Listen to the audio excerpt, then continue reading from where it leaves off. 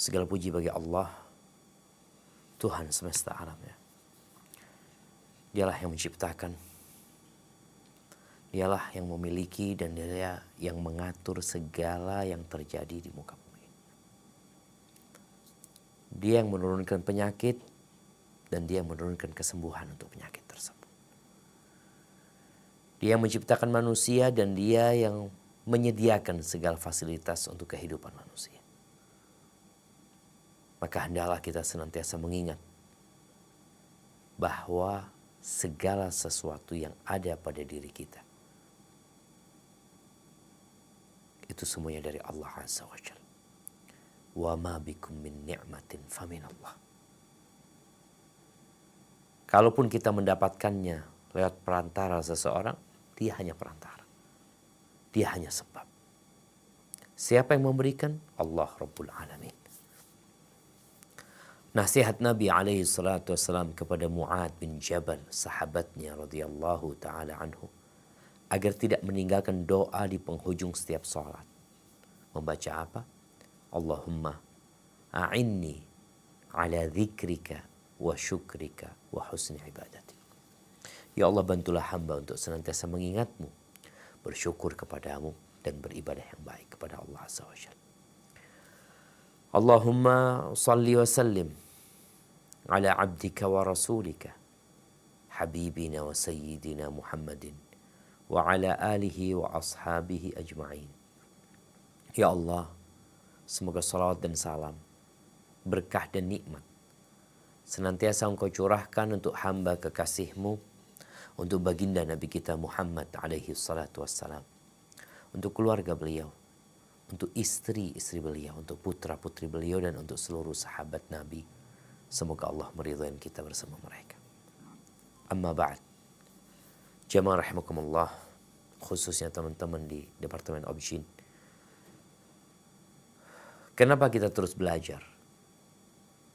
Ya, karena belajar ilmu agama adalah salah satu ibadah mendekatkan diri kepada Allah Azza wa Jalla. Di mana manusia akan semakin bertakwa kepada Allah tatkala bertambah ilmunya. Bicara bagaimana mengaplikasikan tauhid dan kehidupan sehari-hari kita. Karena sejatinya kita nggak akan terlepas ya, dari genggaman Allah Azza wa Jalla. Kita tidak akan mampu keluar dari kekuasaan Allah Azza wa Jalla. Al-mulku mulkuh. Ini semuanya adalah dimiliki oleh Allah Azza wa Jalla. Dan Allah menciptakan kita. Ini subhanallah ya. Ada satu pesan penting dari orang awam sebenarnya. Dia bercerita ketika ayahnya menyuruh dia belajar agar dia pintar. Terus kalau pintar jadi apa? Kalau pintar nggak gampang dibodoh-bodohin orang. Kok bisa jadi orang kaya, bisa cari kerjaan yang nyaman, disuruh jadi orang pintar. Sehingga ini anak tumbuh besar jadi orang pintar. Tapi akhirnya lupa dengan tujuan. Diciptakan manusia untuk mengabdi kepada Allah Azza wa Jalla. Seharusnya kita sadar bahwasanya kita diciptakan. Kemudian kita punya anak. Yang bakal anak ini melanjutkan perjuangan kita. Harus ada di diri anak kita sebuah keyakinan yang tidak boleh pudar. Bahwa dia adalah hamba milik Allah Azza wa Jalla. Apa tugasnya hamba? Bagaimana dia menjalankan kewajiban-kewajiban yang diberikan oleh pencipta dia. Jadi kalau anak ini dididik sejak kecil, hanya disampaikan supaya engkau jadi orang pintar, nanti kalau pintar mudah cari pekerjaan, nanti mudah cari jabatan, mudah ini. Urusan dunia semua yang ditanamkan di diri anak kita. Maka tolong para orang tua bagaimana menanamkan sejak dini di diri anak-anak itu. Tauhid. Engkau diciptakan untuk mengabdi kepada Allah Azza wa Jalla. Engkau belajar. Engkau belajar, semangat belajar. Agar apa? Agar engkau menjadi hamba Allah yang dapat mengajak orang lain dan memberikan manfaat kepada orang lain. Tujuannya itu. Tapi kalau anak-anak disuruh belajar supaya jadi dokter, nanti mudah cari uang, ini dan itu, ya udah. Dia akan menjadi orang yang hidup memikirkan kepentingan dia. Ahibati fillah, kita nggak akan pernah terpisah dari tauhid ini. Jadi sejatinya semua makhluk yang ada di muka bumi ini adalah milik Allah Azza wa Jalla. Mau mengakui hal itu atau tidak? Mau menunjukkan penghambaan dia kepada Allah atau tidak? Jadi kalau ada orang umpamanya nggak mau ngaku orang Indonesia, ya udah biar, tetap dia penduduk Indonesia sebenarnya. Cuma ngomongnya dia aja. Dalam kehidupan sehari-hari, kapan bermula kehidupan? Tatkala kita bangkit dari tidur kita. Kapan berakhirnya? Mungkin tatkala kita tidur, memejamkan mata kita. Allah Azza wa Jalla berfirman di surat Al-An'am ayat 162, 163. Apa kata Allah Azza wa Jalla? Nah. A'udzu billahi minasyaitonir rajim. Qul inna salati wa nusuki wa mahyaya wa mamati lillahi rabbil alamin. La syarika lahu wa bidzalika umirtu wa ana awwalul muslimin. Katakanlah, sesungguhnya salatku, ibadahku, hidupku, dan matiku hanyalah untuk Allah, Tuhan semesta alam. Tiada sekutu baginya, dan demikian itulah yang diperintahkan kepadaku, dan aku adalah orang yang pertama-tama menyerahkan diri kepada Allah. Subhanallah. Allah sampaikan, dan Allah memerintahkan kita untuk mengatakan itu. Inna salati, sesungguhnya salatku, wa nusuki, sesembelihanku atau ibadah secara umum, wa mahyaya, hidupku, wa mamati, matiku. Untuk siapa? Lillahi rabbil alamin. Untuk Allah, Tuhan semesta alam. Untuk Allah semuanya.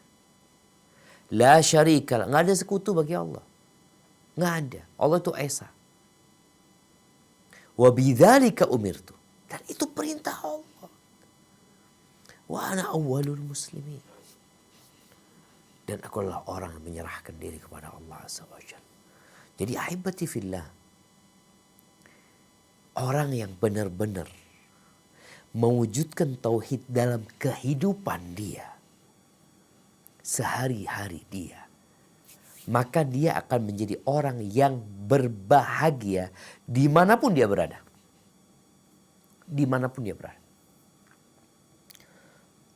Mau dia berada di tempat yang paling sempit di muka bumi ini, di dalam gua, dalam kondisi dikejar-kejar oleh musuh, seperti kejadian Nabi kita Muhammad alaihi salatu wassalam, atau cerita tentang 7 pemuda Ashabul Kahfi yang tinggal di dalam gua. Mereka memiliki tauhid yang tertancap dan menghujam di dalam dada mereka, sehingga mau hujan, mau panas, mau kaya, mau miskin, apabila orang ini mewujudkan tauhid dalam kehidupannya, dia akan berbahagia dalam kondisi apapun. Dan sesuai dengan kurangnya tauhid dia, maka akan berkurang pula kenyamanan dan keamanan yang dia rasakan.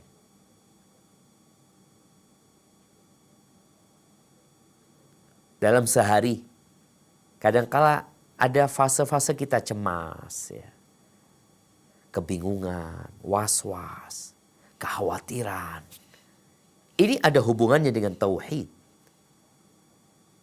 Tapi ada masa-masa kita hari itu benar-benar, ya Allah, hidup anak kok hari ini mantep gitu loh dia. Mau apapun yang terjadi, kepada Allah dia menyerahkan semuanya. Ini semua berhubungan dengan tingkat aplikasi tauhid dia dalam kehidupannya. Karena Allah Azza wa Jalla berfirman di surat Al-An'am ayat 82. Apa kata Allah Azza wa Jalla? أعوذ بالله من الشيطان الرجيم الذين آمنوا ولم يلبسوا إيمانهم بظلم أولئك لهم الأمن وهم مهتدون. Orang-orang yang beriman dan tidak mencampur adukan iman mereka dengan kezaliman atau kesyirikan, mereka itulah orang-orang yang mendapatkan keamanan dan mereka itu adalah orang-orang yang mendapatkan petunjuk. Masya Allah jemaah. Jaminan keamanan. Garansi kenyamanan. Buat siapa? Buat orang-orang yang beriman tanpa mencampur keimanan mereka dengan kesyirikan. Apa yang akan didapatkan? Ulaika lahumul amnu. Mereka mendapatkan jaminan keamanan di dunia, di alam kubur, dan kelak ketika dibangkitkan pada hari kiamat. Dan mereka adalah orang-orang yang mendapatkan petunjuk. Kita mulai sekarang aplikasi tauhid dalam kehidupan kita. Coba kita lihat, ketika kita bangun tidur, apa yang kita katakan? Atau ketika kita belum bangun, kadang-kala orang terjaga di malam hari dari tidurnya. Nabi SAW ketika beliau terjaga dari tidurnya di malam hari dan mungkin belum waktunya sholat malam, beliau membaca la ilaha illallah wahdahu la syarikalah. Lahul mulku wa lahul hamdu yuhyi wa yumit wa huwa ala kulli syai'in qadir. Beliau mengulangin itu kalimat la ilaha illallah. Tiada yang berhak disembah kecuali Dia. Dia esa, tiada sekutu baginya. Lahul mulku wa lahul hamd. Baginya segala kepemilikan, baginya segala pujian. Yuhyi wa yumit, Dia yang menghidupkan dan mematikan. Wa huwa ala kulli syai'in qadir, dan Dia maha kuasa atas segala sesuatu. Bagaimana tatkala kita memiliki kedekatan dengan Sang Pencipta yang mampu berbuat apa saja. Ketika kita bangun dari tidur kita, bangun nih, mau menjalani kehidupan. Awal pagi, apa yang kita baca bangun tidur? Alhamdulillahilladzi ahyana ba'dama amatana wa ilaihin nusyur. Segala puji bagi Allah. Ya.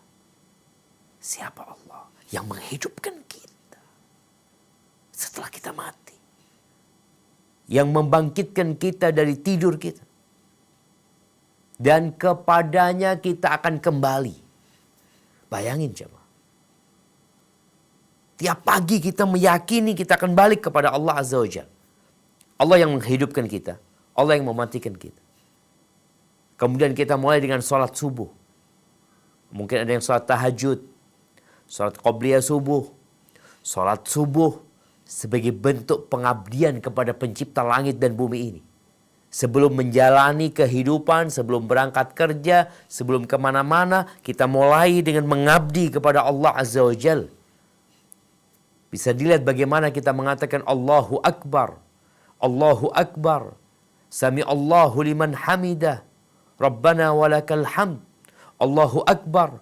Allahu Akbar. Allahu Akbar. Terus kita mengatakan Allahu Akbar. Allah maha besar jemaah. Allah maha kuasa atas segala sesuatu. Allah yang memiliki semuanya. Kita kecil. Ketika seorang meyakini Allahu Akbar, sebesar apapun masalah yang dia hadapi, kecil. Cuma terkadang nggak hadir jamaah. Perasaan pengagungan untuk Allah Azza wa Jalla itu nggak hadir. Habis salat subuh, bicara yang kita baca ketika sholat itu jangan Allahu Akbar jamaah. Bagaimana kita membaca Al-Fatihah di rakaat pertama, rakaat kedua baca Al-Fatihah lagi. Ketika ruku kita membaca subhanakallahumma bihamdika Allahumma gfirli. Ketika sujud kita mengatakan subhana rabbiyal a'la wa bihamdi. Subhana rabbiyal a'la wa bihamdi. Selesai kita. Zikir setelah sholat. Ada zikir pagi. mengulangi sayyidu al-istighfar pagi dan petang. Allahumma anta rabbi, la ilaha illa anta khalaqtani wa ana abduk. Pagi kita sudah mengatakan, ya Allah, engkau Rabbku, tiada Tuhan yang berhak disembah kecuali engkau. Wa ana abduka, aku hambamu ya Allah, aku hambamu.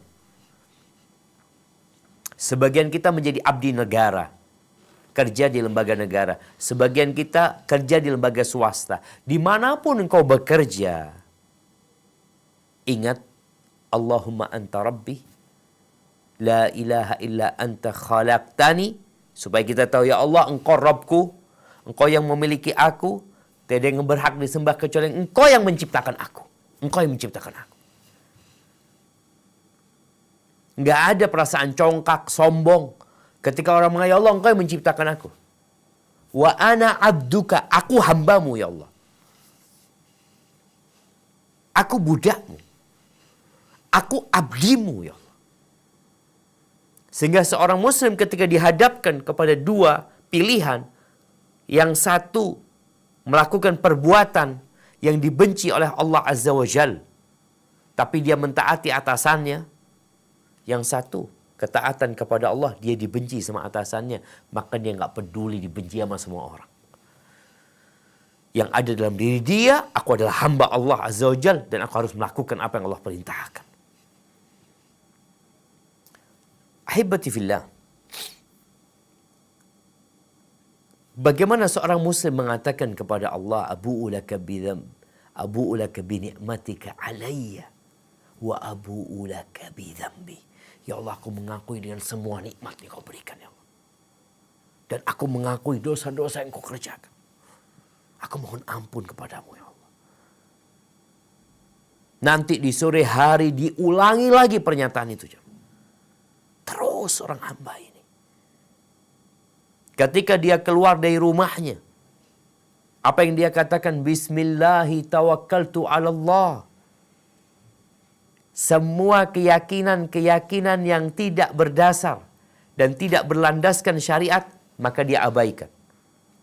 Ada orang yang keluar rumah, kemudian dia percaya sama suara burung, percaya dengan benda-benda ini, merasa sial dengan ini dan itu. Ada manusia yang seperti itu.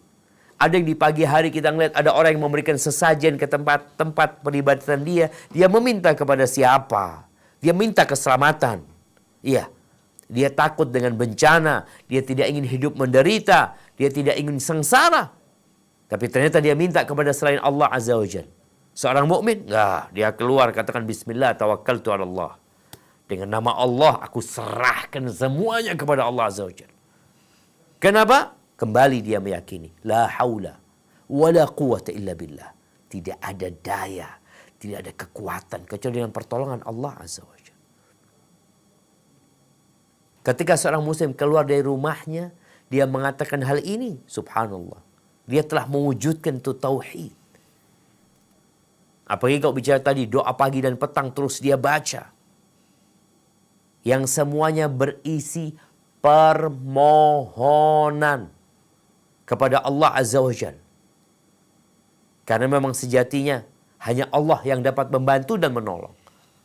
La haula wa la quwata illa billah. Bicara tauhid lagi. Bagaimana sebagian orang ketika naik lift sampai hari ini nggak ketemu nomor 4. Nggak ketemu nomor 13. Ini ada masalah dengan tauhid dia. Seorang muslim nggak meyakini tentang adanya nomor-nomor sial, hari-hari sial, kecuali yang ditetapkan oleh Allah Azza wa Jalla. Kenapa? Karena ikrar dia, la haula wa la quwata illa billah. Selesai sholat, lupa Anda tadi menyampaikan. Selesai sholat kita dianjurkan membaca ayat kursi. Baca tuh apa arti ayat kursi. Membaca qul huwallahu ahad, Allahu samad, lam yalid wa lam yulad wa lam yakul lahu kufuwan ahad. Ini sebagai bentuk bagaimana dia benar-benar mentauhidkan Allah Azza wa Jal. Mengatakan tiada sekutu bagi Allah Azza wa Jal. Nggak ada yang menyerupai Allah Azza wa Jal. Dia baca 3 kali. Kemudian dia baca Qul a'udzu birabbil falaq. Kembali dia mentauhidkan Allah, meminta perlindungan kepada Allah. Lalu dia membaca Qul a'udzu birabbin nas, malikin nas, ilahin nas. Masya Allah jemaah. Allah itu Tuhan, pencipta manusia. Yang seharusnya disembah sama manusia. Pemilik manusia. Ini benar-benar penanaman tauhid dalam kehidupan sehari-hari kita. Yang seharusnya kita jemaah menghayatinya.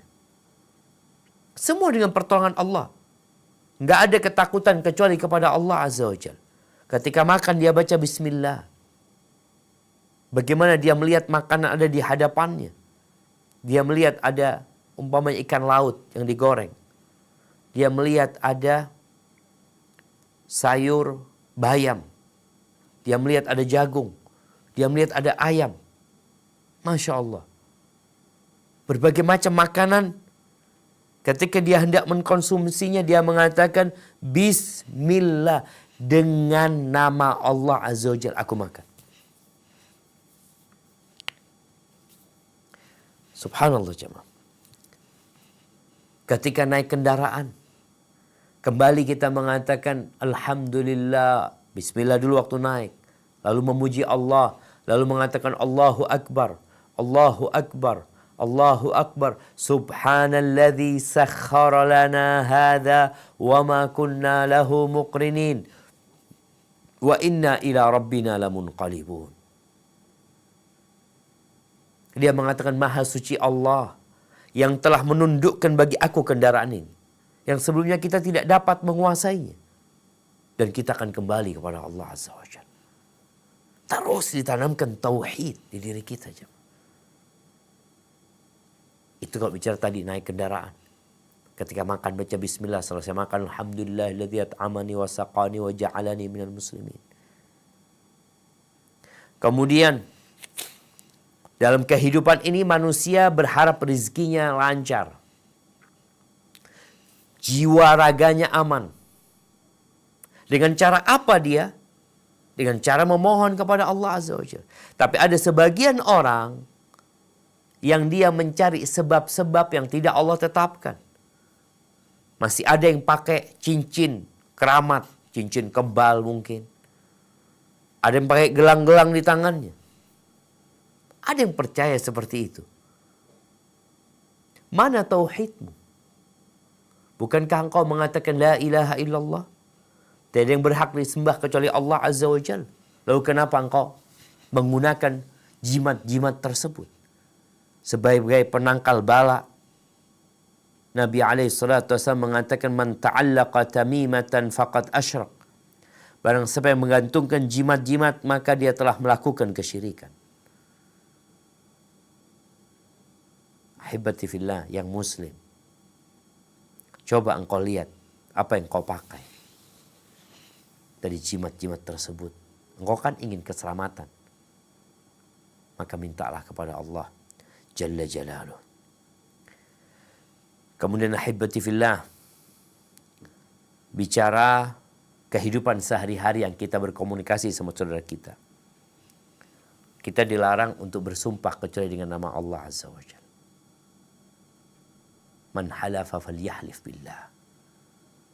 Nggak ada bersumpah demi bapakku, demi ibuku, demi matahari. Allah bersumpah dengan apa yang Allah kehendaki dari ciptaannya. Tapi kita sebagai manusia ketika hendak bersumpah, bersumpahlah dengan nama Allah saja. Nggak ada sumpah dengan nama Nabi SAW. Katakan wallahi billahi tallahi wa rabbil Ka'bah, demi Tuhannya Ka'bah. Dia benar-benar berusaha untuk menjaga nama Allah jangan sampai dia bersumpah dengan selain nama Allah Azza wa Jalla. Ahibati fillah, dalam kehidupan ini manusia menyembelih. Pertanyaan, untuk siapa engkau menyembelih? Jadi kalau bicara menyembelih, kita nggak boleh menyembelih kecuali dengan nama Allah Azza wa Jalla. Kemudian tujuan menyembelihnya pun hendaklah untuk Allah Jalla Jalaluh. Maka kita disuruh berhati-hati. Jangan sampai kita memakan sesembelihan yang tidak dibacakan nama Allah Azza wa Jalla di sana. Karena ya kita bicara, ya kita hidup di muka bumi ini. Kita masih bisa berbicara, bisa mendengarkan karena Allah masih memperkenankan hal itu buat kita. Kemudian ahibati fillah, nazar.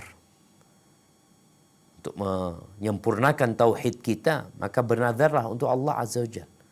Nggak ada bernazar untuk tempat fulan, untuk wali fulan, untuk kuburan fulan. Tapi bernazar untuk Allah Azza wa Jal.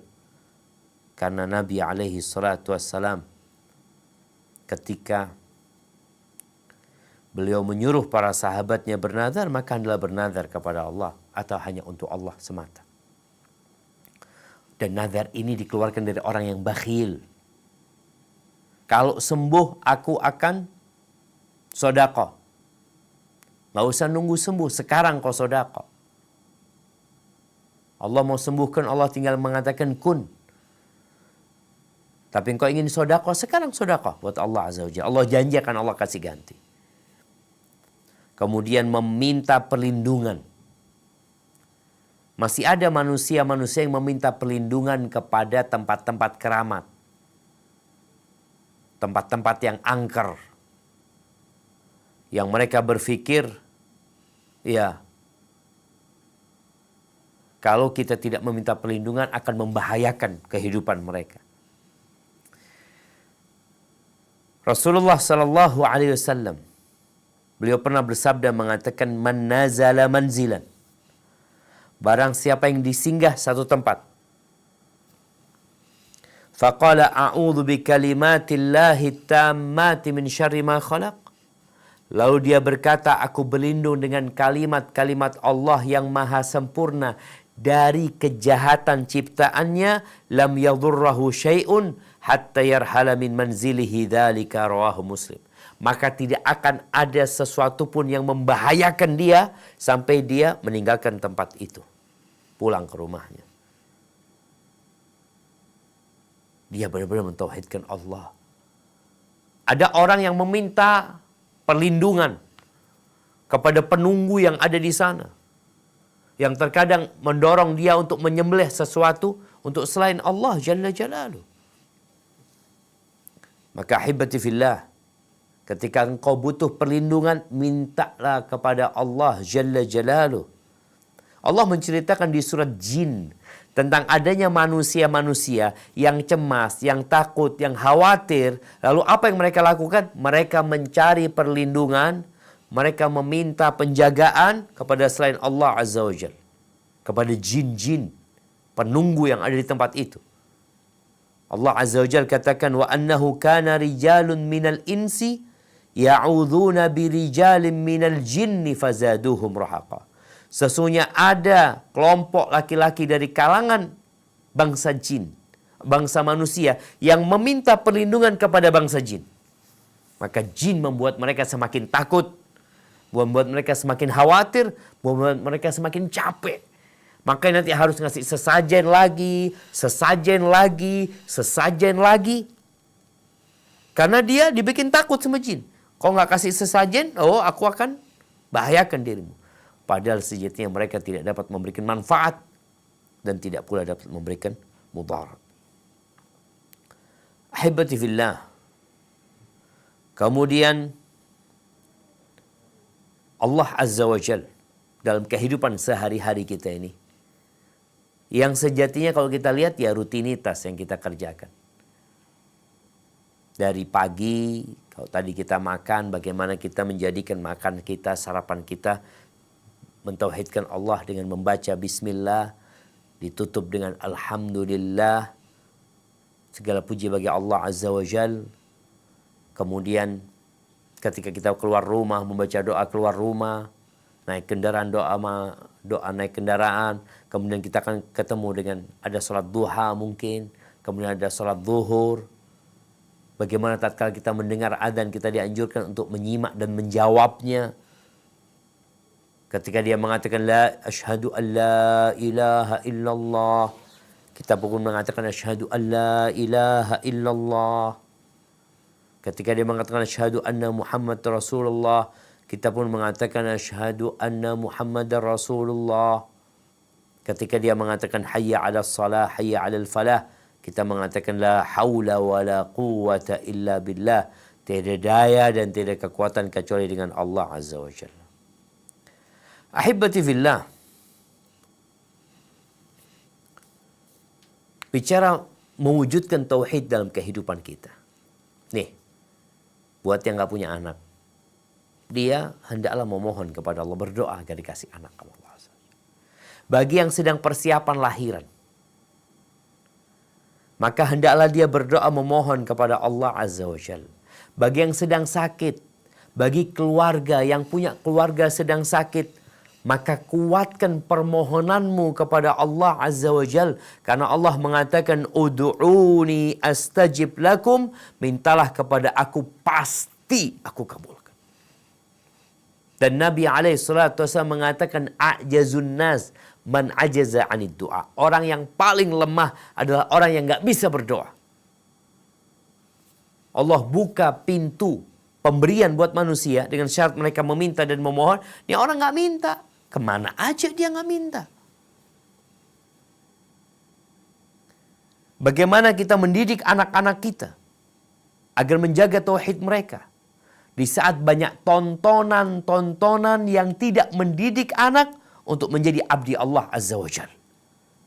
Ada banyak film-film yang penuh dengan kedustaan, yang hanya menjauhkan manusia dari Tuhannya.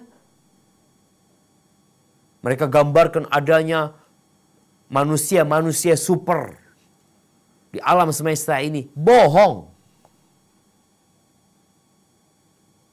Mereka tidak sebutkan tentang Allah.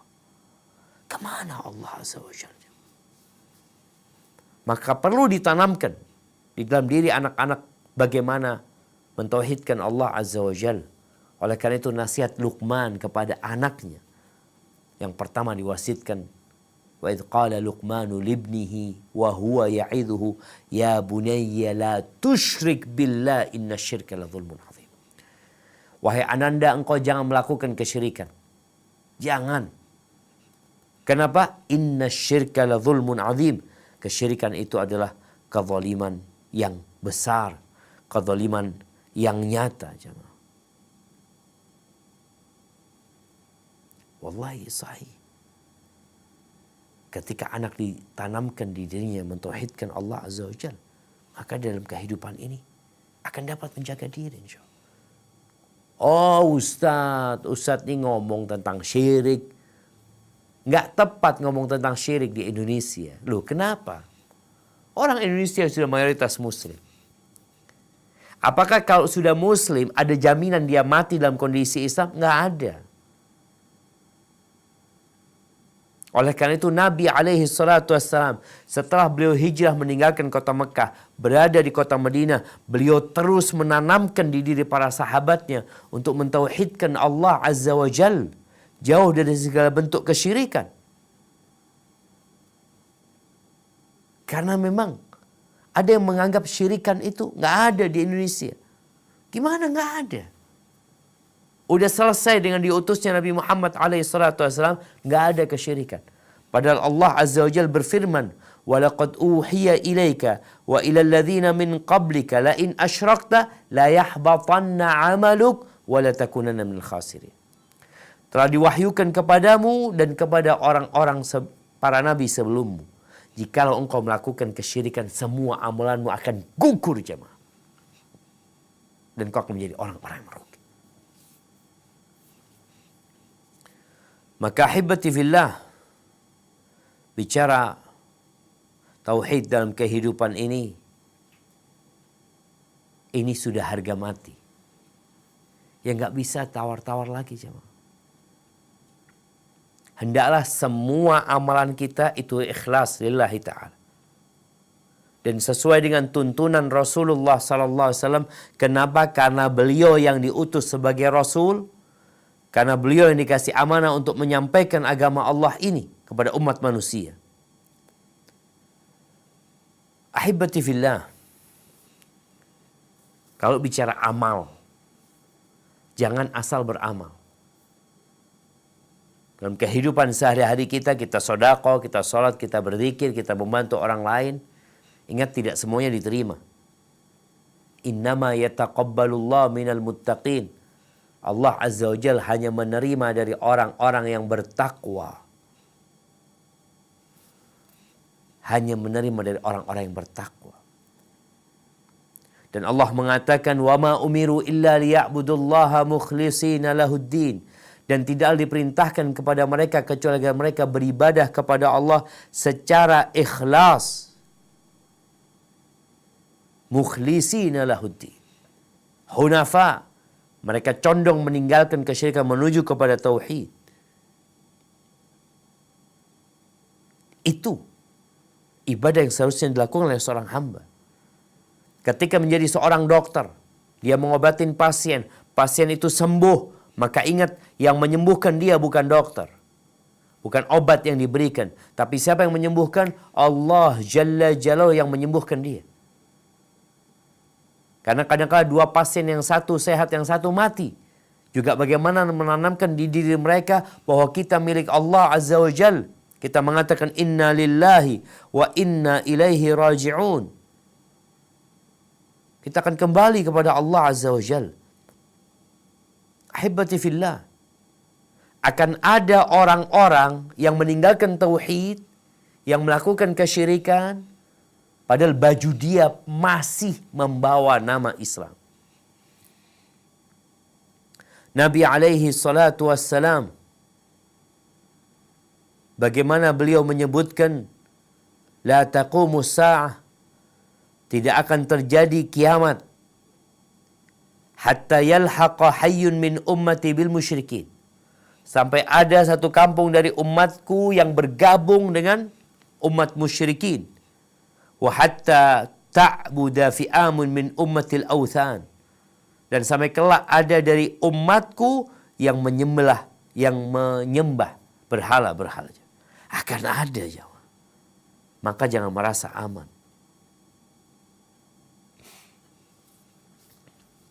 Jamaah rahimakumullah. Ada sihir juga dalam kehidupan kita. Ada seorang ketika cinta sama seorang wanita, kita lihat ya, ada ilmu namanya ilmu pelet umpamanya. Bagaimana menjadikan perempuan itu jadi suka sama kita. Atau kita melihat suami istri yang saling mencintai, kemudian ada orang yang hasud, kepingin dua orang itu berpisah. Biasanya mereka akan melakukan sihir. Berangkat ke dukun, berangkat penyihir. Padahal itu termasuk perbuatan syirik yang seharusnya ditinggalkan oleh umat Islam. Ahibati fillah. Seorang muslim, ketika dia di pagi hari baca zikir pagi dan petang, di sore hari dia baca lagi zikir dan petang. Di setiap selesai sholat dia baca qul huwallahu ahad, ikrar tauhid dia. Qul a'udzu birabbil falaq, ikrar bahwa hanya kepada Allah dia meminta perlindungan. Qul a'udzu birabbin nas, menjelaskan bahwasanya Allah pemilik dan penguasa segala sesuatu, mohon perlindungan kepada Allah Jalla Jalaluh. Itu yang dilakukan oleh orang yang beriman. Di sore hari nanti dia baca lagi la ilaha illallah wahdahu la syarikalah lahul mulku wa lahul hamdu wa huwa ala kulli syai'in qadir. Dia mengulangi bacaan itu 10 kali sampai 100 kali. Maka insya Allah, Allah akan menjaga dia dari hal-hal yang dapat menyesatkan dia. Itu di sore hari dia selesaikan zikir petang. Kemudian dia melaksanakan sholat maghrib. Lihat ya, seorang muslim ini, karena dia adalah hamba Allah sebelum menjadi hambanya siapa-siapa. Dia adalah abdi Allah sebelum menjadi abdi negara, abdi swasta. Sehingga dia akan lebih mendahulukan Allah dari segala kesenangannya dan kenyamanan dia. Allah yang pertama harus dicari keridhaannya. Allah ridha, Allah akan bikin semuanya ridha kepada Allah Azza wa Jalla. Ahibati fillah. Di sore hari baca zikir petang. Dia mengulangi lagi Allahumma anta rabbi la ilaha illa anta khalaqtani wa ana abduka wa ana ala ahdika wa wa'dika mastata'tu a'udzu bika min syarri ma sana'tu abu'u laka bi ni'matika alayya wa abu'u bi dhanbi faghfirli fa innahu la yaghfiru dzunuba illa anta. Minta ampun sama Allah Azza wa Jalla. Berikrar bahwasanya hanya Allah yang pantas disembah. Hanya Dia yang esa, hanya Dia yang berkuasa dan memiliki segala sesuatu yang seharusnya Dialah yang disembah. Subhanallah. Jamaah rahimakumullah. Matahari tenggelam. Datang malam. Ada orang-orang yang berkeyakinan salah dan menyimpang bahwasanya Tuhan itu ada dua. Ada Tuhan cahaya, ada Tuhan kegelapan. Enggak. Yang menciptakan matahari itu yang menciptakan rembulan. Yang menenggelamkan matahari itu yang menerbitkan matahari. Allah Azza wa Jalla. Maka hanya Allah yang pantas untuk disembah. Nggak ada dia percaya tadi kepada dukun, kepada ramalan, kepada bintang zodiak, macam-macam. Dia hanya percaya kepada Allah Azza wa Jalla. Dia mentauhidkan Allah. Hadis Nabi SAW, riwayat Imam Muslim yang mengatakan, man ata arrafan, barang siapa yang mendatangi orang pintar, ya yang ngasih tahu barang-barang hilang, ngasih tahu dengan apa yang akan terjadi umpamanya. Fasa'alahu an syai'in fasaddaqahu, lalu dia bertanya kepada orang tersebut tentang sesuatu, dan kemudian dia percaya dengan omongan orang itu, lam tuqbal lahu salatun arba'ina yauman, 40 hari salatnya enggak diterima. 40 hari enggak diterima salatnya. Bukan ini ancaman yang besar, jemaah. Kita capek bekerja, berusaha, maka jangan ada yang berangkat ke penyihir, ke dukun. Punya perlu, minta sama Allah Azza wa Jalla. Saat Anda sudah minta, diperbaiki, minta lagi sama Allah Azza wa Jalla. Karena Allah tidak pernah ingkar janji. Kemudian setelah itu kita masuk waktu maghrib, gelap gulita, sholat maghrib, ba'diyah maghrib. Bagaimana kemudian isya, ba'diyah isya. Bagaimana dia menjaga hubungan baik dengan keluarga. Bagaimana dia tidak mendolimin istrinya, tidak mendolimin anak-anaknya. Bagaimana dia memberikan hak-hak mereka. Ketika dia ini menjaga tauhidnya, maka akan penuh penghambaan yang apa ya? Yang dihayati kepada Allah Azza wa Jalla. Dan ini perlu dilakukan, jemaah. Dan sejatinya kita membaca tadi, Qul huwallahu dibaca, Qul a'udzu birabbil falaq dibaca, Qul a'udzu birabbin nas dibaca. Pagi 3 kali, zuhur sekali, asar, setelah asar mungkin 3 kali, maghrib, isya sekali, terus dibaca. Kemudian dia tidur.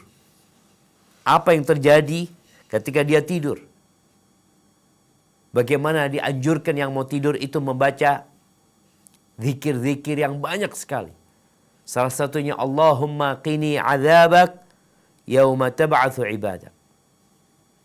Ya Allah, selamatkan aku dari azabmu pada hari-hari engkau membangkitkan hamba-hambamu. Minta perlindungan kepada Allah agar dijaga dari azab Allah pada hari Allah membangkitkan umat manusia nanti. Kemudian dia mengatakan bismikallahumma amutu wa ahya. Dia membaca ayat kursi yang semuanya berisi tauhid. Dia membaca akhir 2 ayat Al-Baqarah, amanar rasulu bima unzila ilaihi min rabbih wal mu'minun kullun amana billahi wa malaikatihi wa kutubihi wa rusulih la nufarriqu baina ahadin min rusulih. Dia baca sebelum tidur.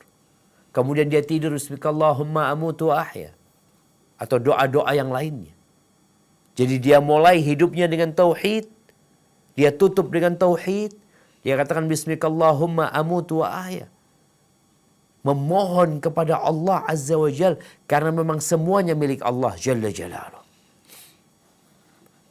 Dalam kehidupan sehari-hari kita mencari rizki. Nabi SAW bagaimana menanamkan tauhid di diri para sahabatnya. Sampai beliau mengatakan, "Lau annakum tawakkaluna 'ala Allahi haqqa tawakkulihi la razaqakum kama yarzuqut tayr taghdu khimasan wa taruhu bitanan." Jikalau kalian bertawakal kepada Allah dengan sebenar-benarnya tawakal, yang isinya tauhid. Orang yang bertawakal itu menyerahkan semua sama Allah Azza wa Jal. Adapun usaha itu kerjaan raga, dia kerjakan, tapi hatinya bergantung kepada Allah ketika berusaha. Kalau kalian bertawakal kepada Allah dengan sebenar-benarnya tawakal, niscaya Allah akan memberikan rizki kepada kalian. Sebagaimana Allah memberikan rizki kepada burung. Di pagi hari keluar dari rumahnya dengan perut kosong, sore hari balik dengan perut kenyang. Nggak pernah kita melihat burung itu punya kulkas, tempat penyimpanan, nggak ada. Kenapa mereka bisa hidup? Mereka serahkan sama Allah. Kita mau nggak menyerahkan kepada Allah Azza wa Jalla? Jamaah rahimakumullah.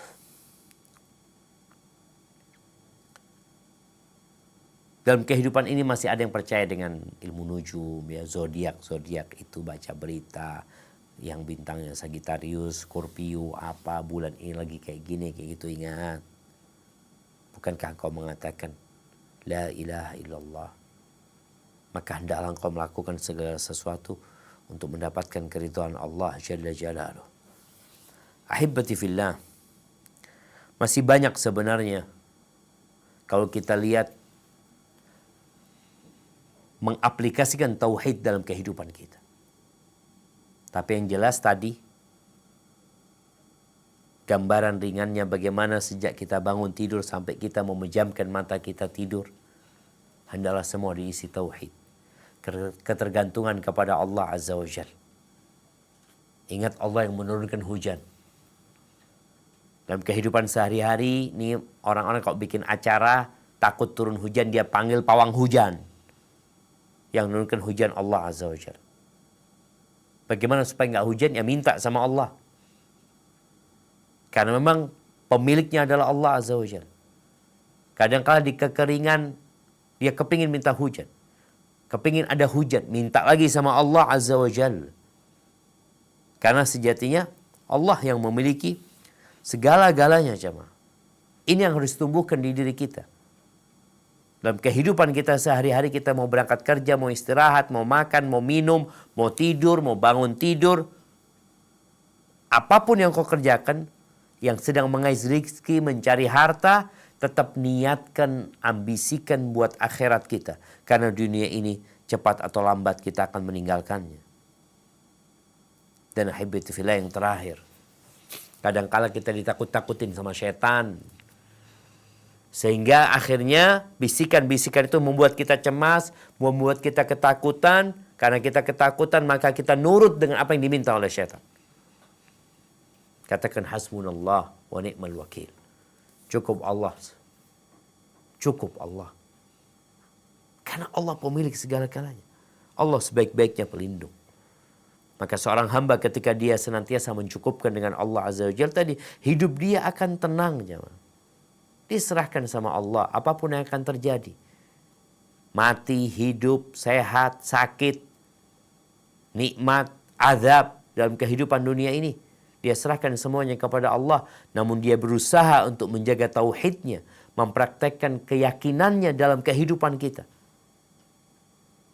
Sehingga sekali lagi dia akan menjadi manusia yang senantiasa taat kepada Allah. Karena dia bukan takut dengan CCTV. Dia nggak takut sama atasan. Yang ada dia merasa diawasi oleh Allah Jalla Jalaluh. Sehingga dia menyempurnakan pekerjaannya. Dia tidak akan penuh kecemasan hidupnya. Takut nggak laku, takut dengan hari esok, takut dengan bulan depan umpamanya. Dia katakan hasbunallah wa ni'mal wakil. Dia serahkan semuanya kepada Allah Jalla Jalaluh. Maka Allah katakan, wa 'alallahi fatawakkalu in kuntum mu'minin. Dan hanya kepada Allah lah hendaklah kalian bertawakal kalau kalian adalah orang-orang yang beriman. Kalau kalian beriman. Maka mulai saat ini kita wujudkan tauhid kita, salah satunya dengan membaca doa-doa tadi. kemudian membaca Al-Quranul Karim, menghayati apa yang Allah berikan, merenungkan apa yang Allah telah turunkan, sehingga dengan itu tauhid kita insya Allah akan terjaga. Dan ajak saudara-saudara kita untuk menjalankan tauhid. Karena sebagian orang meremehkan tauhid. Seakan-akan, oh kita kan udah pada muslim. Emangnya muslim dijamin mati di atas Islam? Enggak. Kita disuruh berusaha untuk mati di atas Islam. Allah mengatakan, ya ayyuhalladzina amanu taqullah haqqa tuqatihi wa la tamutunna illa wa antum muslimun. Wahai orang-orang beriman, bertakwalah kalian kepada Allah dengan sebenar-benarnya takwa dan jangan mati kecuali dalam kondisi Islam. Seperti itu.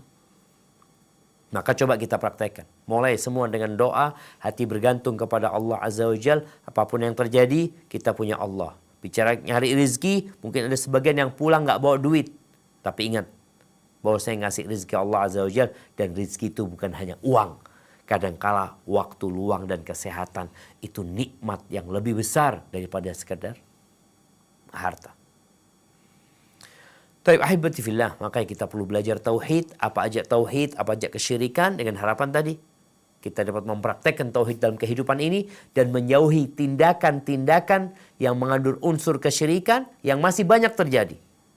Seperti yang tadi disebutkan, masih ada yang percaya dengan hari sial, dengan waktu sial, dengan benda sial, kemudian dengan angka-angka yang menurut mereka akan membahayakan diri mereka, padahal sejatinya nggak bermanfaat buat mereka. Hadza wallahu a'lam bishawab. Itu mungkin dapat Anda sampaikan. Kurang lebihnya mohon maaf. Ana kembalikan ke moderator untuk memimpin sesi tanya jawab dalam pertemuan kita kali ini. Barakallahu fikum. Jazakallah khair Pak Ustadz atas materinya yang telah disampaikan selama lebih kurang hampir 1 jam ini. Ya, ini sudah banyak sekali yang raise hand dan juga bertanya di kolom chat. Saya mungkin akan selang-seling dari pertanyaan baik di kolom chat dan juga di yang raise hand. Yang pertama ada pertanyaan dari Dr. Rinrin Bismarini. Beliau menanyakan, Pak Ustadz, bagaimana realisasinya cinta kita kepada Allah lebih dari makhluk apapun di dunia ini? Karena rasa cinta kepada keluarga, misalnya suami, anak, dan lain-lain sangat tinggi. Bahkan kadang suka menimbulkan rasa khawatir terjadi apa-apa dengan mereka. Bukannya jika tauhid kita menancap kuat, rasa cinta dalam hati kepada Allah harus atau akan mengalahkan itu semua. Tapi kadang sulit karena keluarga ada di hadapan kita, bisa kita rasakan nyata sementara Allah dirasakan dengan iman. Jazakumullah khairan. Masya Allah. Iya jemaah. Ya, di antara syarat diterimanya tauhid hamba yang kita ucapkan, ya syahadu an la ilaha illallah, adalah kita mencintai Allah dari segala-galanya. Cinta itu ada dua. Ada cinta yang ibadah, ada cinta yang tabi'i. Kecintaan yang memang sudah tertanamkan di dalam diri kita. Kita cinta kepada harta. Kita cinta kepada keluarga kita. Itu hal yang sudah tertanamkan di diri kita. Namun bagaimana seperti dalam pertanyaan itu, jangan sampai kecintaan kita kepada keluarga itu lebih besar daripada kecintaan kita kepada Allah Azza wa Jalla. Bagaimana kita tahu kualitas cinta kita kepada Allah? Maka ketika nanti dihadapkan satu masalah yang harus memilih, yang satu kesenangan keluarga tapi membuat Allah murka, yang satu kesenangan Allah tapi membuat keluarga murka, mana yang kau pilih pada waktu itu? Kita lihat bagaimana para sahabat Nabi, mereka siap meninggalkan keluarga mereka, harta mereka demi hijrah menuju kepada Allah Azza wa Jalla. Allah Azza wa Jalla berfirman di surat At-Taubah ayat 24.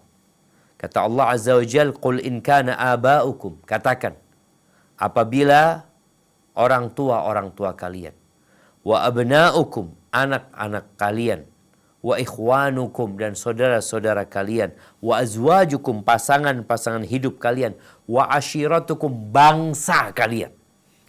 Allah mulai dari yang paling dekat sama kita, bapak. Bagaimana kalau bapak kita dan anak kita, saudara kita, pasangan hidup kita, bangsa kita. Wa amwalun iqtaraftumuha, dan harta kalian. wa tijaratun takhshawna kasadah, dan perdagangan kalian yang kalian takut kerugian menimpanya, wa masakinu tardawna, tempat tinggal kalian yang kalian ridhai. Kalau semuanya itu lebih kalian cintai, ahabba ilaikum, lebih kalian cintai daripada Allah dan Rasulnya dan jihad di jalan Allah, fatarabbasu hatta ya'ti Allah bi'amri. Kau tunggu aja, tunggu urusannya akan datang kepadamu, adab Allah akan datang kepadamu. Wallahu la yahdil qaumal fasiqin. Allah itu tidak memberikan hidayah kepada orang-orang fasik.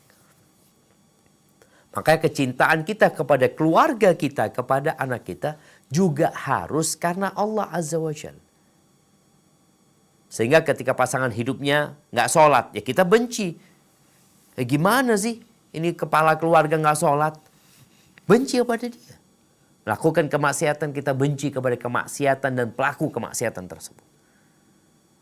Sehingga kalau bicara bagaimana mengaplikasikan kecintaan kita, jangan sampai lebih banyak kepada keluarga, biasanya akan dikasih pilihan nantinya. Allah kasih tes, ujian buat Nabi Ibrahim. Dia lebih cinta kepada Allah atau kepada anaknya Ismail. Lalu apa yang Allah katakan? Allah mimpikan kepada Nabi Ibrahim menyembelih Ismail. Sang ayah mengatakan, ya bunayya, inni ara fil manam anni adbah. Wahai ananda, aku melihat dalam mimpiku, aku menyembelih engkau. Fandur madza tara. Bagaimana pendapatmu? Ini sekarang ujiannya. Bapak diuji, sang anak diuji juga. Dia cinta kepada Allah lebih cinta kepada kehidupan ini. Kata Ismail mengatakan, ya abati if'al ma tu'mar. Wahai ayahandaku, lakukan apa yang diperintahkan kepadamu. Satajiduni insyaallah minas sabirin. Insyaallah engkau akan mendapati aku termasuk orang-orang yang sabar. Jadi posisinya jamaah, tatkala dihadapkan kepada pilihan, baru di situ akan nampak. Kita lebih cinta kepada Allah atau lebih cinta kepada harta, lebih cinta kepada keluarga. Hadza wallahu a'lam bissawab. Baik, jazakallah khair Pak Ustadz atas penjelasannya. Berikutnya saya berikan kesempatan kepada yang raise hand, kepada Ibu Rizky Amalia. Silakan untuk bertanya secara langsung. Cukup mengunmute saja audionya. Silakan.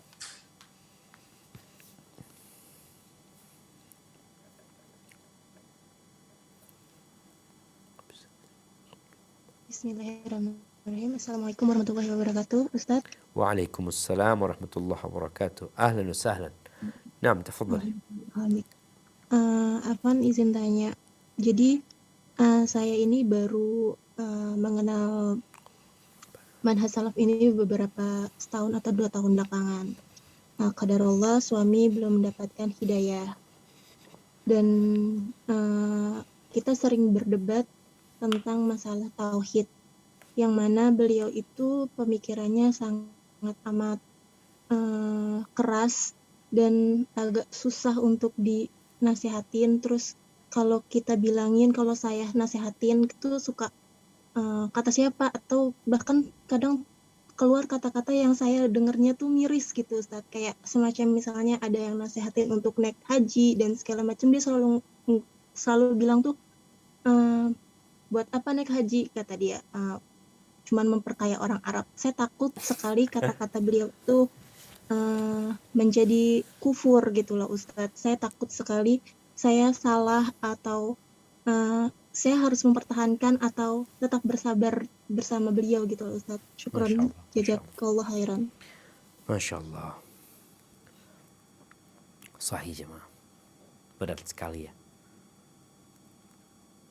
Makanya ada rumah tangga yang perlu meredesain kehidupan mereka. Mungkin dahulu sama-sama tidak mementingkan akhirat.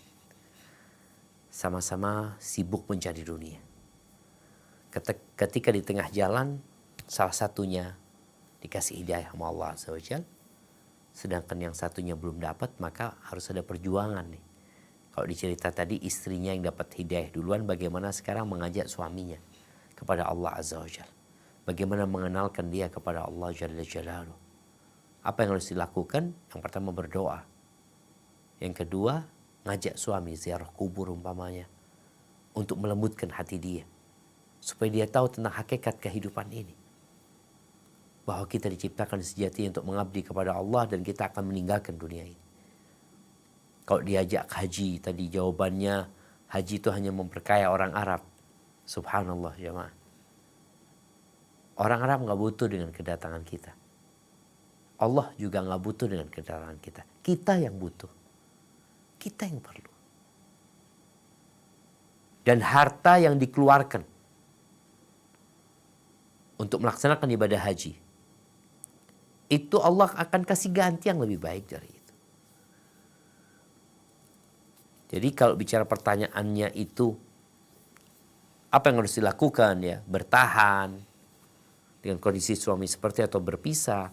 Ana rasa nanti perlu bertahan.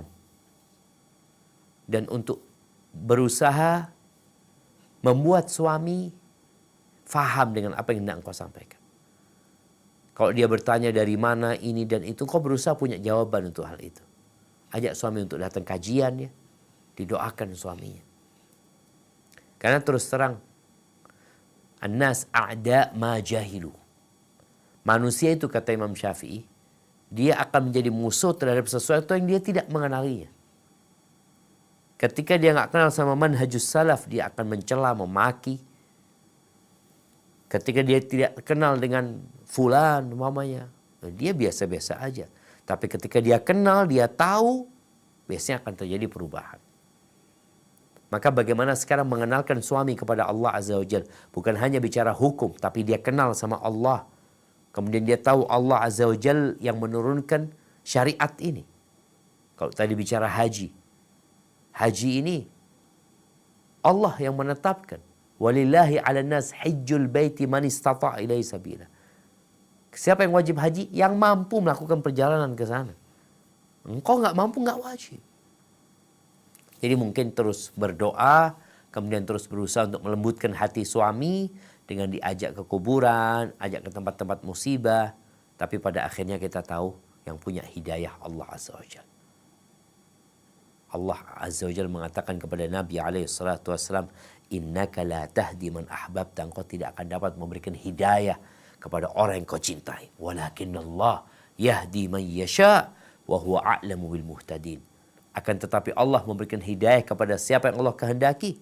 Dan Allah lebih tahu siapa-siapa yang pantas mendapatkan hidayah. Hadza wallahu a'lam bissawab. Nah.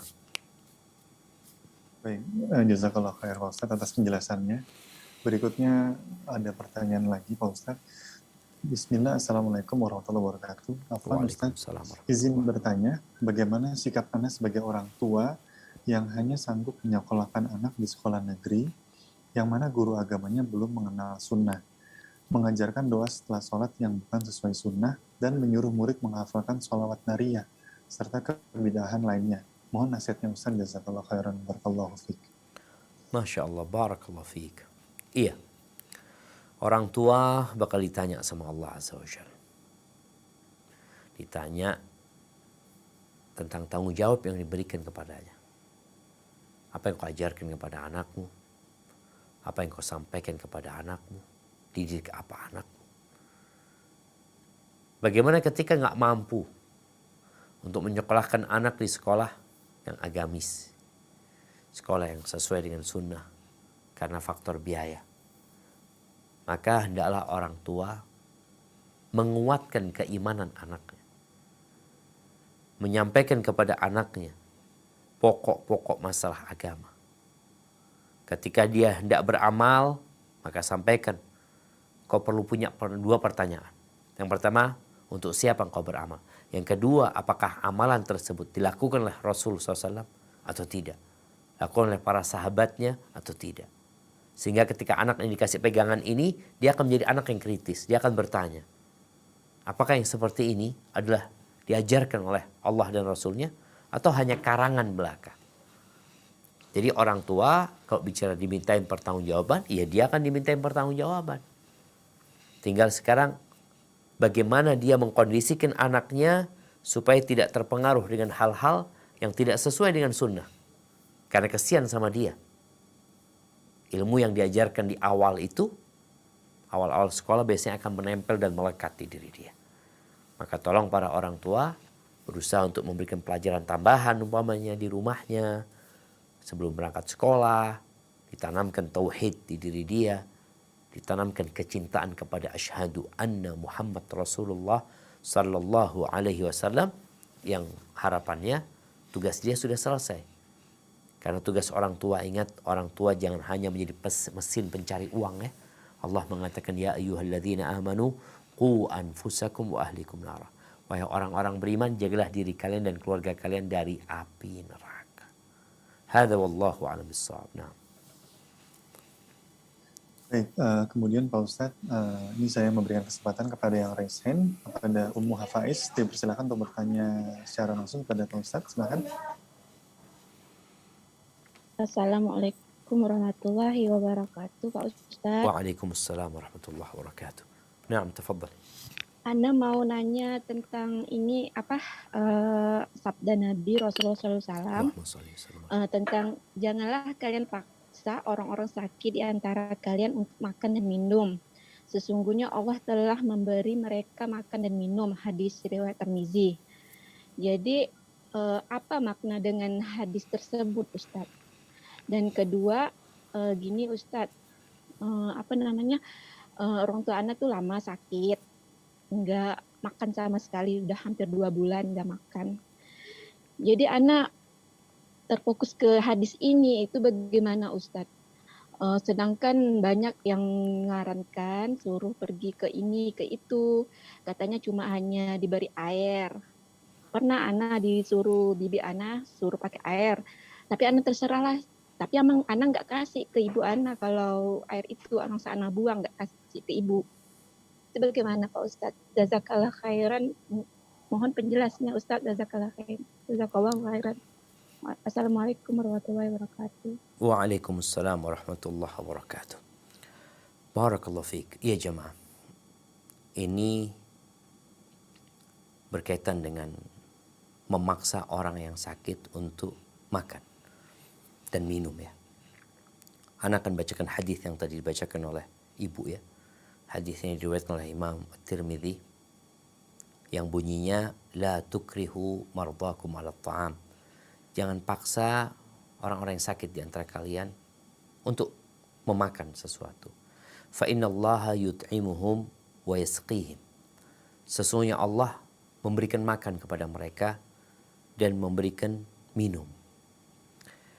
Hadis ini diperselisihkan kesahihannya oleh para ulama. Al-Imam An-Nawawi beranggapan hadis ini dhaif. Walaupun sebagian ulama seperti Syekh Albani beranggapan hadis ini sahih. Taib, bagaimana makna hadis itu? Jadi Al-Imam Ibnu Qayyim ketika menjelaskan tentang hadis ini, orang itu jangan dipaksa ya. Artinya berikan makanan kepada dia yang dia ada keinginan untuk memakannya. Ada hal-hal yang mungkin malah membuat dia ketika dipaksa membuat dia memuntahkan makanan tersebut, akhirnya nggak jadi tambah sehat orang tersebut. Sehingga hendaklah berusaha untuk menjaga kondisi orang yang sakit ini, kondisi kejiwaan dia. Karena orang kalau jiwanya nyaman, insya Allah dia dapat menolak penyakit tersebut ya. Karena banyak penyakit disebabkan stres. Kalau orang yang sakit tambah stres, akhirnya dia tambah lama sakitnya. Mungkin seperti itu makna dari hadis tersebut ya. Sehingga bagaimana menjaga kondisi kejiwaan dia. Tapi mungkin ada kondisi-kondisi yang tadi dia ya udah kalau dia nggak mau makan, sekarang alhamdulillah dengan adanya infus mungkin ya. Kalau dia dipaksa makan, dia tambah marah-marah, mungkin dia muntahkan, tapi ketika dia diinfus mungkin itu menjadi jalan lain ya, subhanallah ya, yang sekarang ditemukan sehingga tetap ada asupan makanan di diri dia walaupun dia mungkin gak makan. Tapi ada hal-hal yang memang ya perlu dikondisikan orang yang sakit itu. Kalau tadi dikatakan kita berusaha memberikan obat kepada orang yang sakit ini, salah satunya dengan yang bentuknya minuman ya, yang dibacain Al-Quran, dibacain Al-Fatihah, atau minuman-minuman di ruqyah. Insya Allah nggak ada masalah gitu. Asalkan kita benar-benar tahu gitu ya, bahwa yang dibaca itu benar-benar ayat Allah. Dan orang yang membacakannya memang orang yang bertakwa kepada Allah Azza wa Jalla. Jadi bagi ibu, tadi nggak ada masalah ketika dia datang kepada seorang ustadz atau dia sendiri ngambil air, dia bacain Al-Fatihah, kemudian dia tiupkan, kemudian diberikan kepada yang sakit ya, atau untuk mengusap tempat yang sakit, mengusap wajahnya. Karena hibati fillah, ketahuilah yang memberikan kesembuhan Allah Azza wa Jalla. Obat itu hanya penyebab. Begitu pula ketika kita meruqyah, kita mengharapkan Allah yang memberikan kesembuhan kepada dia. Jadi yang sakit jangan dipaksa untuk makan sesuatu, minum sesuatu, kecuali dalam kondisi yang memang ya kalau dia nggak dipaksa dia bakal mati, Ustaz. Dia bakal mati. Maka itu terpaksa. Jadi ada kondisi kita yang terpaksa memberikan makan kepada dia, tapi ketika kondisinya normal, ya udah, jangan dipaksain ya. Karena Ana merasakan Ana punya mertua sakit. Jadi ketika dipaksa oleh anak-anaknya itu, dia malah tambah marah-marah gitu. Dia ya marah banget. Dan ketika orang yang sakit ini emosi, hanya nggak tambah cepat sembuhnya gitu loh. Maka bagaimana keluarganya itu merayu umpamanya, ketika udah dikasih umpamanya 2 suap, makan 3 suap, umpamanya dia udah tunggu dulu jamaah. Nanti tunggu beberapa waktu dikasih lagi umpamanya seperti itu. Hadza wallahu a'lam bishawab. Nah. Baik, jazakallahu khair Pak Ustadz penjelasannya. Berikutnya ini ada pertanyaan lagi dari kolom chat Pak Ustadz. Bismillahirrahmanirrahim. Assalamualaikum warahmatullahi wabarakatuh. Ustadz Syafiq beserta tim dan jamaah kajian siang ini semoga sehat walafiat semua. Izin bertanya Ustadz, apakah dosa syirik kecil dihukumi dosa besar apabila meyakini seperti jimat atau keris dan semisalnya dapat memberikan manfaat dan mudarat? Karena orang-orang yang dianggap pintar itu mencari tumbal yang ditanam dengan menggunakan keris atau perantara tersebut. Dan bagaimana menjelaskan kepada orang yang bertanya bahwa tidak mengadakan tahlilan buat orang tua yang sudah meninggal. Mohon bantuannya Ustaz. Jazakumullah khairan. Masya Allah, barakallahu fiikum. Ya, hibati fillah, di sini ada 2 pertanyaan ya. Bicara syirik itu ada 2, syirik besar, syirik kecil.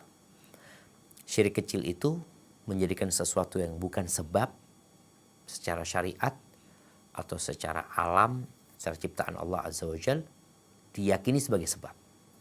Sebab ya. Jadi kalau tadi mau pakai jimat, orang ini tidak meyakini jimat itu yang menyembuhkan, jimat itu yang menyelamatkan. Enggak. Orang ketika dikasih gelang umpamanya untuk tolak bala, itu hanya sebab. Maka ini masuk syirik kecil. Tapi ketika dia meyakini ini yang menyelamatkan, jadi syirik besar. Jimat itu yang menyelamatkan, jadi syirik besar. Tapi kalau kan enggak, ini sebab, semua yang menyelamatkan Allah Azza wa Jalla. Jadi selama dia tidak meyakini sebab itu yang memberikan keselamatan, kesembuhan, tapi dia meyakini Allah Azza wa Jalla yang memberikan kesembuhan, yang memberikan penjagaan, yang memberikan keselamatan, maka di sini masuk syirik kecil.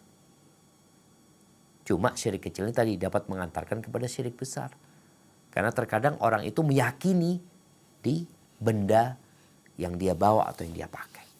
Maka bagaimana cara kita menyampaikan kepada mereka? Jadi kita perlu mengenalkan manusia kepada Allah Azza wa Jalla. Kalau kita membaca Al-Quranul Karim ya, betapa jelasnya Allah mengenalkan dirinya kepada kita. Contohnya ketika Allah mengatakan Alladzi anzala minas sama'i ma'an. Allah yang menurunkan air dari hujan itu Allah. Ayat-ayat yang mengatakan faliqul habbi wan nawa. Allah itu yang menumbuhkan biji-bijian, yang membelah biji kurma. Allah yang memberikan makan, Allah yang memberikan minum, Allah yang menghidupkan, yang mematikan. Jadi kenapa kita repot-repot? Kok nggak langsung minta sama Allah Azza wa Jalla? Kok kita berperantara dengan sesuatu yang Allah tidak menjadikannya perantara, menjadikannya sebab? Ketika orang kenal sama Allah Azza wa Jalla, maka bagaimana Nabi Ibrahim ketika dilemparkan ke api, Beliau mengatakan hasbunallah wa ni'mal wakil. Cukup Allah Azza wa Jalla. Cukup. Nah, sekarang bagaimana kita mencapai sebuah keyakinan cukup Allah Azza wa Jalla. Allah sebaik-baiknya pelindung.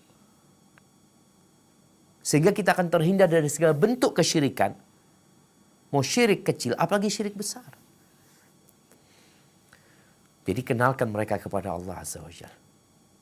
Sehingga ketika bicara orang yang kenal sama Allah, ya dia akan minta selalu sama Allah gitu loh. Adapun bicara tentang ritual yang dilakukan setelah kematian, ada yang 3 hari, 7 hari. Ahibati fillah. Ajak keluarga kita untuk bertanya, untuk berilmu, untuk belajar. Kita hanya menyampaikannya. Sampaikan kepada mereka. Apakah Nabi SAW ketika meninggal putrinya, Ruqayyah, Ummu Kulthum, Zainab, beliau mengadakan acara tersebut.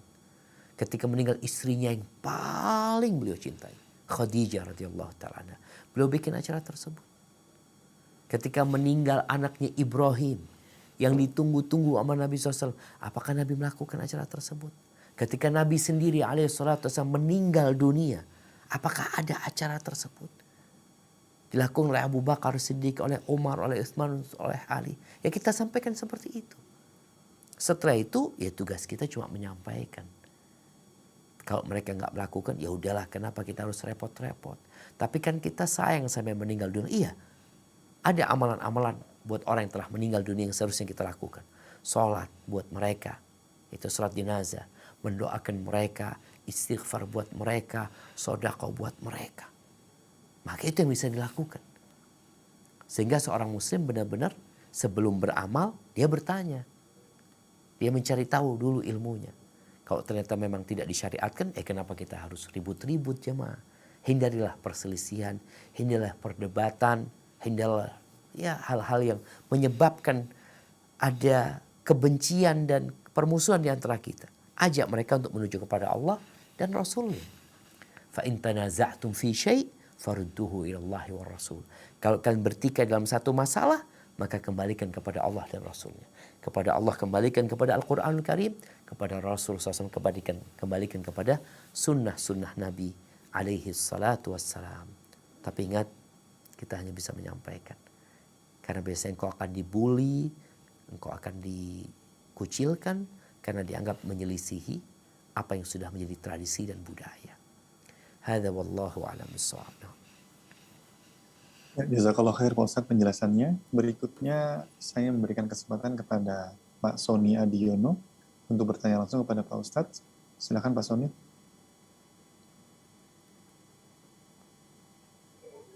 Assalamualaikum warahmatullahi wabarakatuh. Waalaikumsalam warahmatullahi wabarakatuh. Ahlan wa sahlan. Nam tafadhal.